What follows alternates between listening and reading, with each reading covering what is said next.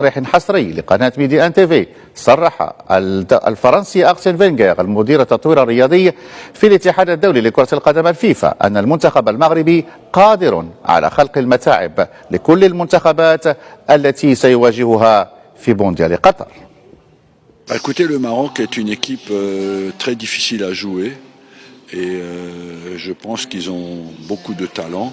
يتوفر المغرب على منتخب كروي صعب المراس. أرى أن اللاعبين يتوفرون على الكثير من المواهب.